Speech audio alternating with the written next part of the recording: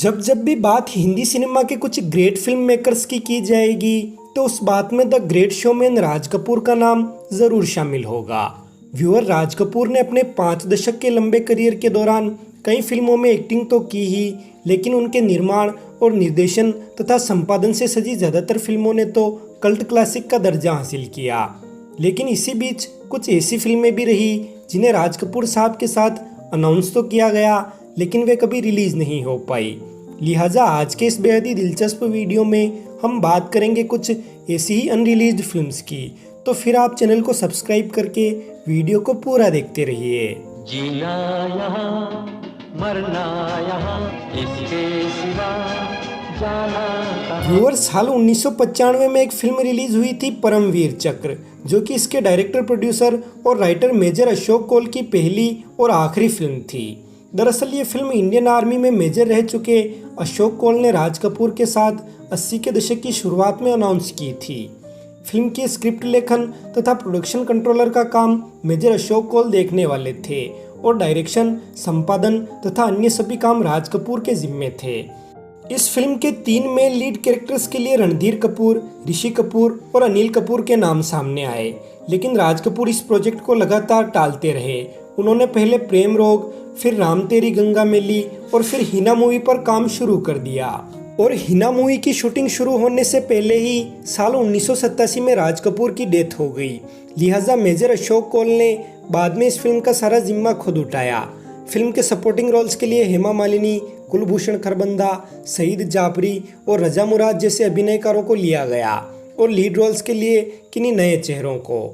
Viewer, film के गीतकार और संगीतकार रहे रविंद्र जैन और परमवीर चक्र टाइटल से ही ये फिल्म साल 1995 में रिलीज की गई, जो कि बॉक्स ऑफिस पर फ्लॉप साबित हुई और आज इसे बी ग्रेड फिल्मों की श्रेणी में रखा जाता है। परमवीर चक्र के बाद जिक्र आता है फिल्म इंस्पेक्टर आज़ाद का, जो कि लेट 60s और 70s की एक प्रचलित कॉमिक सीरीज इंस्पेक्टर आज़ाद पर आधारित होने वाली थी। इंस्पेक्टर आज़ाद सीरीज के लेखक आबिद सुरती के अनुसार इस सीरीज से इंस्पायर्ड एक्शन थ्रिलर फिल्म की स्क्रिप्ट पर उन्होंने और राज कपूर ने लगभग 1.5 साल तक काम किया था। लेकिन बॉबी फिल्म के सुपरहिट हो जाने के बाद राज कपूर कोई एक्शन फिल्म बनाने के बजाय बस रोमांटिक फिल्में ही बनाना चाह रहे थे, इसलिए इंस्पेक्टर आज़ाद नामक ये फिल्म कभी नहीं बन पाई। वैसे बॉबी से याद आया कि बॉबी के बाद राज कपूर ने रिश्वत टाइटल से भी एक फिल्म अनाउंस की थी, जो कि सरकारी महकमे में फैले भ्रष्टाचार पर केंद्रित थी। लेकिन ये भी कोई रोमांटिक फिल्म नहीं थी, इसलिए इसे बंद कर दिया गया। और इनके अलावा मेकअप उतारो टाइटल वाली सामाजिक मुद्दे पर आधारित फिल्म, जिसमें बूढ़ा हो चुका एक्टर मेकअप के कारण ये सच्चाई स्वीकार नहीं कर पाता है कि वो अब बूढ़ा हो चुका है, ये फिल्म भी राज कपूर ने सिर्फ अनाउंसमेंट के बाद सिर्फ इसलिए बंद कर दी कि इस फिल्म के सब्जेक्ट की कोई कमर्शियल वैल्यू नहीं थी। व्यूअर, 1954 की फिल्म बूट पॉलिश के बाद राज कपूर ने एक फिल्म अनाउंस की थी, जिसमें शम्मी कपूर, वनमाला और नूतन लीड रोल्स करने वाले थे। फिल्म के राइटर थे राजिंदर सिंह बेदी और इसे डायरेक्ट करने वाले थे कई फिल्मों से बतौर डायलॉग डायरेक्टर जुड़े रहे बीरेन त्रिपाठी। फिल्म का टाइटल फागुन रखा गया था और राज कपूर बूट पॉलिश की तरह इसे बस प्रोड्यूस करने वाले थे। लेकिन बाद में किन्हीं कारणों के चलते राज कपूर ने जब इस फिल्म को शेल्व कर दिया, तब राइटर राजेंद्र सिंह बेदी ने इसे फागुन टाइटल के साथ ही खुद प्रोड्यूस और डायरेक्ट किया। और जो रोल शम्मी कपूर, वनमाला और नूतन करने वाले थे, वो रोल धर्मेंद्र, वहीदा रहमान और जया बहादुरी ने किए। और फागुन टाइटल वाली ये फिल्म साल 1973 में रिलीज की गई। वैसे राज कपूर ने बूट पॉलिश के बाद श्री 420 फिल्म बनाई और श्री 420 के बाद वो महाराष्ट्र के औरंगाबाद जिले में स्थित अजंता की गुफाओं की मूर्तियों और कलाकृतियों से इंस्पायर्ड होकर अजंता टाइटल से एक फिल्म बनाने वाले थे, जिसका मुख्य किरदार करने वाली थी नरगिस दत्त।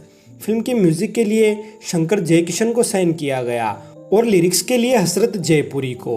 हसरत जयपुरी ने फिल्म के लिए एक गाना लिखा, जिसके बोल थे सुन साहिबा सुन, और इस गाने के लिए शंकर जयकिशन ने धुन भी तैयार कर ली थी। लेकिन बाद में किन्हीं कारणों के चलते इस फिल्म को शेल्व कर जागते रहो फिल्म पर काम शुरू कर दिया गया, जो कि 1956 में रिलीज हुई।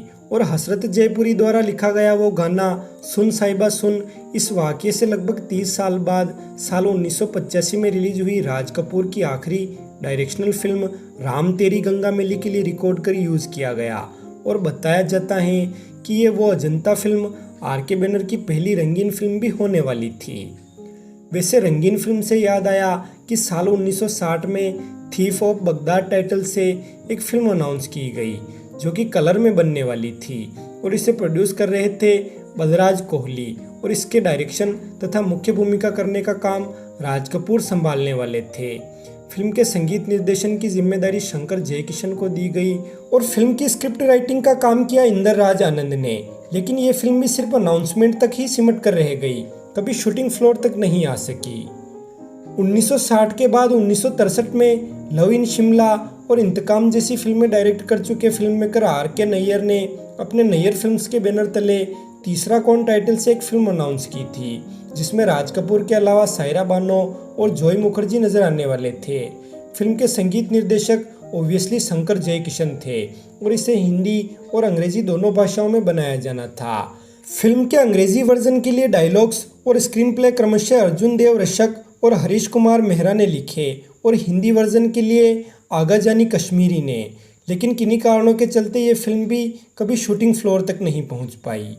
व्यूअर, साल 2015 में आई फिल्म दिल धड़कने दो में एक डॉग दिखाया जाता है जो कि फिल्म की कहानी नरेट करता है और 80s की फिल्म तेरी मेहरबानियाँ का तो हीरो भी जैसे डॉग ही था। लेकिन आपको यह जानकर हैरानी होगी कि 1960 में राज कपूर तथा गोप्पे और तिवारी जैसे अभिनयकारों और एक डॉग के साथ रिपोर्टर टाइटल से एक फिल्म बनाई गई जिसमें राज कपूर डॉग को धर्मपत्नी कहकर बुलाते हैं और वो डॉग भविष्य में होने वाली आपराधिक गतिविधियों की जानकारी रिपोर्टर बने राज कपूर को पहले ही दे देता है। इस फिल्म को C.H. त्रिवेदी ने प्रोड्यूस किया और डायरेक्ट किया मनीभाई व्यास ने और इसकी शूटिंग भी लगभग पूरी कर ली गई, लेकिन किन्हीं कारणों के चलते ये फिल्म कभी रिलीज नहीं हो पाई। ये मेरी पूज्य धर्म पत्नी, ये पत्नी का फंदा जो मेरे गले में डाला इसका शुक्रिया था, मगर मेहरबानी करके ये तो बताओ कि बोलती क्यों नहीं? मैं किसी दूसरे के सामने कभी नहीं बोलूंगी।